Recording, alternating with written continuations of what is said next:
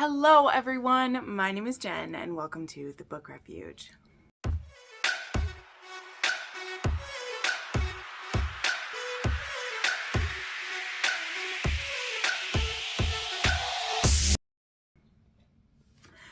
Hello my friends, today we are going to dive right into it. We are talking about one of my favorite topics, okay? I wouldn't really consider this a trope. I know that it gets listed sometimes, but I wouldn't necessarily consider it like a trope, but it is something that I very much am looking for in romance novels sometime, okay?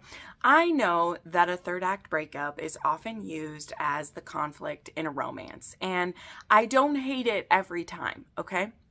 I understand the purpose of it sometimes, but I find that when I'm really enjoying the characters and I think that they have very good communication or they've really worked through a lot of things in the story, to have a third act like conflict or argument end up being a breakup, I get a little twitchy about it because I just get a little frustrated where I'm like, these are very intelligent characters. We've spent our time showing how they've grown and how they worked through things. So then for there to be some tiny little thing that just completely blows everything up that we've been working on for the whole book, it just gets very stressful. Now, I do understand the point of third act conflict, and these books that I'm going to list, I'm not saying that there's not a third act conflict. That is story structure. That is how stories play out. So unless you're, only having a novella or a short, a good storyteller, whether in romance or somewhere else, there should be a third act conflict. That's how things work. We have rising action, peaks, there's the third act conflict, and then there's a resolution. That's how story works. So this isn't me saying that some of these books don't have the angst, that they don't have stuff going on, but in particular, the 10 books I'm going to share with you today, that conflict is not a breakup. So I hope that I have cleared the way for this. But this is something that I find a pleasant surprise often. And the point being that, a lot of times there is a breakup in the third act because that's what the authors choose to have the conflict be. And that's not always a bad thing either. I will say that. Some of these books, the authors choose to have a outside element, or there is a conflict in the relationship, but it doesn't lead to them breaking up, or there's just some other obstacle in their way. Again, as there should be. But this for me is something that it tends to make me feel very favorable for a book when an author can find another way for there to be a different conflict other than a secret coming out or other woman drama happening or someone deciding they're not good enough for the other person and white-fanging them to get out of their relationship. Those things I have a very low tolerance for these days, for me. It doesn't always have to be happy-go-lucky. In fact, the first one I'm going to start with has a third act situation that just tore my guts out, but it didn't have to do with a breakup. So anyway, that's enough bitching and moaning about that. I said I would dive right in, and instead I had to do an explanation. But I just want to make it clear, I'm not saying I just want it to be all happy-go-lucky for the characters. In fact, that can also lead to being kind of a boring story. But the point is, I find it unique and I find it fun when the conflict in that third act can be something else. It doesn't always have to be the dark moment being that they broke up, right? Okay, so these are all books that if you read them, I'm not promising there won't be any angst. I'm not promising they're completely stress-free, but I am promising that it's not going to be a breakup what we get into. So let's go ahead and get into these. And as I said, we're going to start with my first one here that I have to talk about. Ooh, I want to show off my candle because it's so cute. We'll turn that just a little bit. There we go. And that is a recent 6-star read of mine that I just loved with my whole heart and soul, and that is Worth the Fall by Claudia Connor. So this one is a single pregnant mother. She's a widow, and she has 4 little kids and a bun in the oven, and she goes on vacation. And on this vacation on the beach, she meets Matt McKinley, and he happens to be on a vacation with a friend, but he doesn't really want to be on this vacation. He's a Navy SEAL, and he's kind of been forced to take a little bit of time off, and so him and a buddy end up at this beach town resort or whatever, and he doesn't really want to be there. But then he meets this woman, Abby, and her kids, and he just falls head over heels for them all. And in about a week's time, he goes from being this single, very heavily like burdened, because he does have PTSD, as well as he still currently is an active SEAL, and he has a lot of weight that he's carrying on him, and he meets this family and is just completely enamored with them. There's nothing else to say. He's completely in love with them, and it is beautiful. Okay, it's stinking beautiful.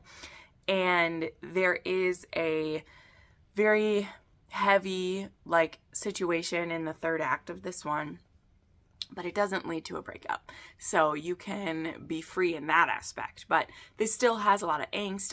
Abby has only been a widow for 6 months. She has abandonment issues. They are some of the most realistic abandonment issues I've ever read. This woman, she's had a tough go of it, we will say. I don't want to spoil all of the, all of her history for you, but she doesn't have anyone to rely on. It's her. She has a couple of friends, but it's her and her kids, and that's all that she has. And so then we have Matt, who wants to be there for her and wants to kind of envelop her into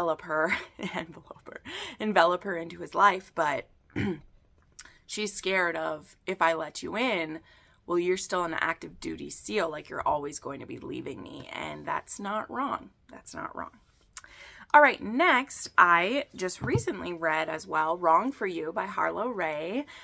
This book is a single dad romance. It's a small town in Minnesota, and it is a second chance. And so our hero, Jerky Jacob, he has a young daughter. He's not with his daughter's mother. In fact, it feels like he never really was with her, besides when they made the baby. But he has a lost love in this town, who he had to walk away from when he found out that he was going to be a dad. He was like, I need to be there for my child and for the woman who's having my baby. So this was all good stuff. But he walked away from his chance at being with Peyton, I think is her name, and it's made him a bit of a grump because of that. So Peyton is back in their small town. She is a ballet teacher, and now she actually works at the bar that he goes to unwind.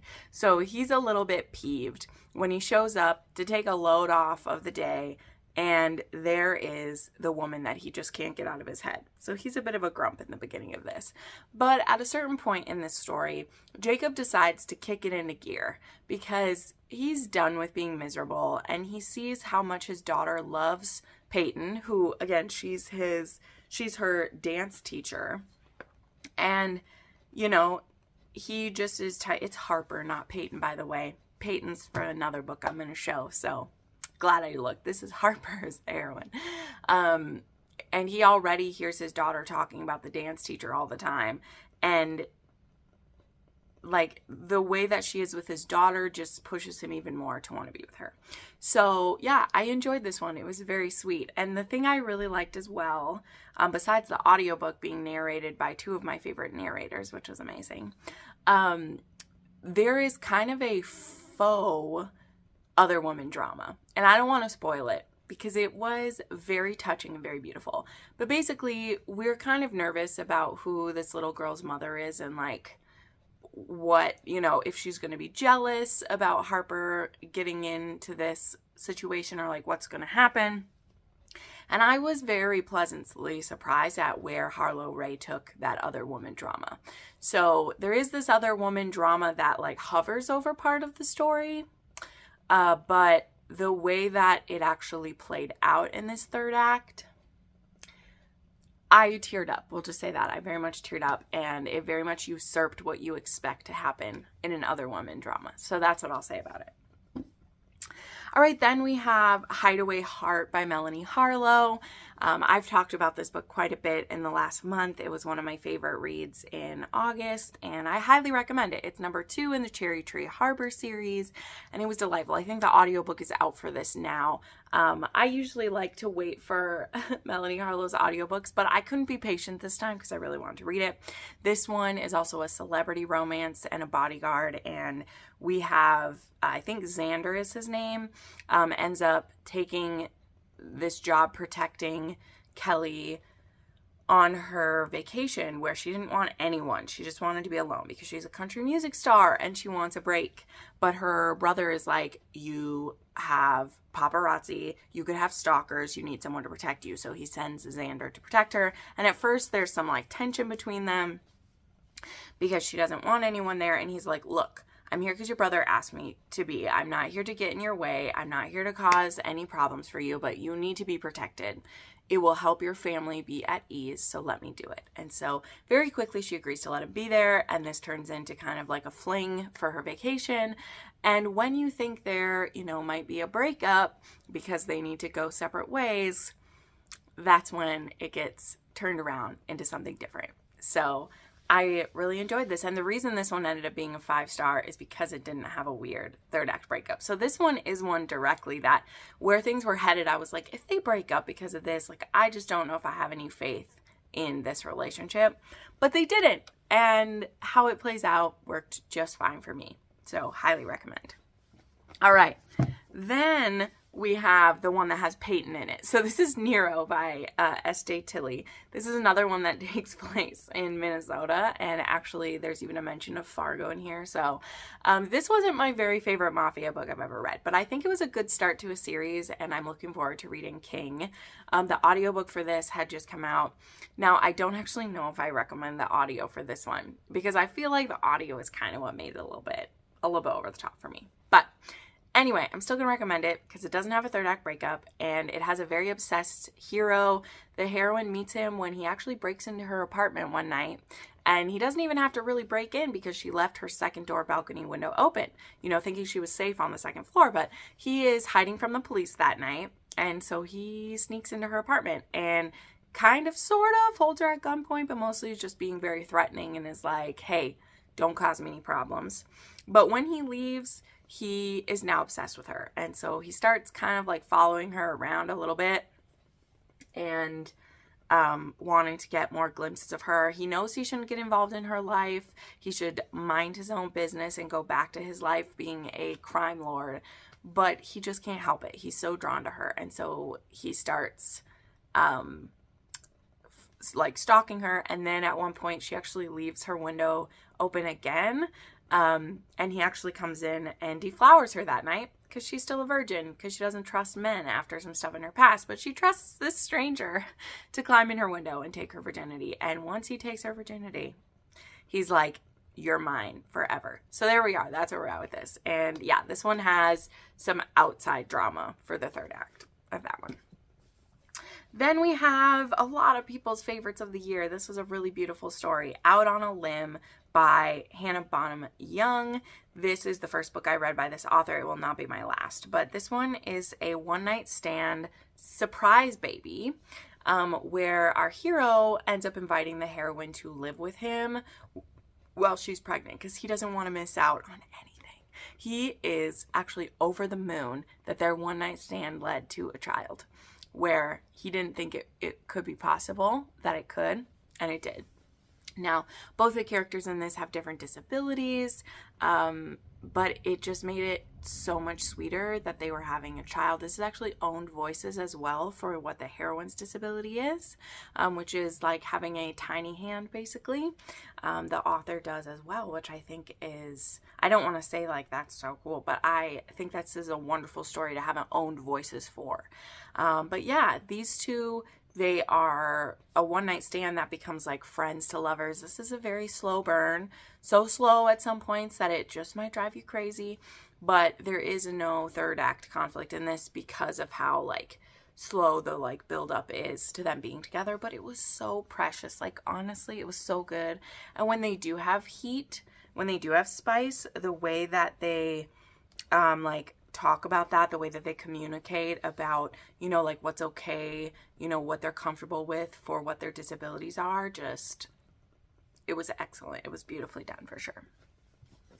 All right, then we have good old Grim and Bear It by Juliet Cross. I decided to share this one because it was the most recent release, but of the books in this series, like 1, 3, 4, 5, and 6 don't, I mean, and even number 2, it's not really a breakup at all. So this whole series is very much safe for you if you don't like third act breakups, because I think only in number 2 is there even kind of like a question in the relationship. I don't know.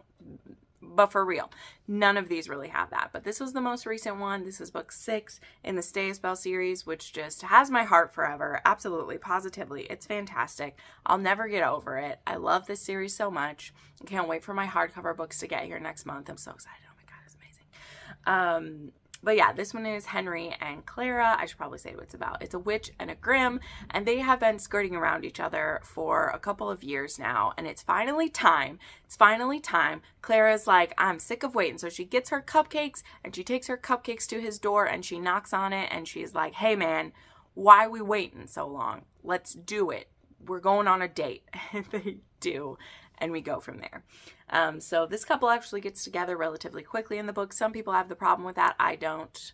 I really don't. This book was the end of the series, and I just wanted all the good, cozy, cuddly feels. So yeah, I'm recommending the series in its entirety if you don't enjoy third act breakup. But specifically, I'm recommending this one because I loved it. It does have a very dramatic third act, but you know what? It worked for me. It worked for me. Juliet Cross has and always will work for me. So there we go. All right, then we have another single dad romance. We have Forbidden Hearts by Corinne Michaels. This is another one where like there's a lot of angst with the couple like getting together. So a lot of the like conflict and back and forth happens early on. But this is a single dad. He is a police officer / like sheriff in town, and his daughter is deaf, and she was supposed to have a nanny who knew ASL, and we lose out on this. So his baby mama, who he's friends with, has a good relationship with, she's supposed to be gone for the summer working on I think she is this one a film project with her? Yes. I read a lot of single dads this summer, so keeping that stuff straight is tough. But anywho, and our heroine happens to have left school early because of a snafu that happened for her, and she is back home for the summer. And her father, who is the police chief, he tells the hero that, hey, my daughter, who happens to know ASL and happens to be going to school for being is she going to be an audiologist or a speech therapist? One of these two. I can't remember. I apologize. And she would be the perfect nanny. Because if the hero doesn't have someone to take care of his daughter when he's on call who speaks ASL, like he's not going to take the job because his daughter is the most important thing to him. So the chief is like, here, this is a solution. And he's like, I don't like your daughter. She's babysat my daughter before and didn't do a great job. And he's like, she was 18 when that happened, or she was 16, 18 when that happened. She'll be better now. And he's like, okay, so I'll give her a trial run. And his daughter absolutely loves her, and he just has to get over it. And when he starts having spicy feelings for her, he feels a bit angsty about it. But their third act conflict has to do with outside forces. Now, again, they do struggle a lot in the beginning of this one, so I was very glad that Corinne Michaels didn't have the third act conflict be a breakup. I was nervous that it was going to be, and that I was going to be mad at it. But I ended up loving this, and I gave it 5 stars because of that. Next, there is Rein Me In by Kayla Gross. This is actually an older woman. She's only older by a couple of years, but it is her dead brother's best friend. So brother's best friend, but he has passed. She happens to be back home because her mother has gotten injured. Her family owns a ranch, and they need some of her help. So she happens to be home, and she hasn't really been home at all since her brother died. It's very difficult for her to be there. Then there is her brother's best friend, and his family owns a ranch, and they're actually not doing great. And he's the oldest brother, and he has been saddled with the sad information that the family is in a lot of debt, and he doesn't know how they're going to get out of it or what they're going to do. But while he's dealing with this, he also has his feelings that he very much suppressed when he was younger that are coming out for the heroine now that she's back in town. And he ends up really pursuing her for seeing her. And she's like, I'm not planning to be around for a long time, so don't get attached. And he's like, girl, I'm already attached. Let's go. So yeah, I loved this one, and I loved how it all played out. It was beautiful. All right. Then we have Surrendering to the Duke by Stevie Sparks. This one is a dead brother's wife. And our hero is the new Duke. He never wanted to be the Duke, but we lost his brother due to the war or an illness from the war. I can't remember how we lost him, but his brother's widow and their only child have been living with his family. And there's no rush for her to leave, nothing like that. But eventually Michael will need a new wife. And since she is kind of the, like, I mean, it's weird to call her a dowager, but she is the Duchess. You know, there's also the Dowager Duchess because the mother-in-law is still around as well, who's absolutely delightful. And the mother-in-law gets in her head that, hey, you two should get married. This would be perfect because then they won't leave or want to move away, and she'll also feel welcome to stay. Because that's the thing, is that our heroine, Emmeline, it's Emmeline, right? Yes, she will always be welcome to stay, but she might feel if Michael were to marry someone else who might be threatened by her being around, that she would need to leave. And they're like, we don't want you to go anywhere. So Michael, little does his mother know that Michael has actually been head over heels for Emmeline for years before his brother ever fully, like, married her.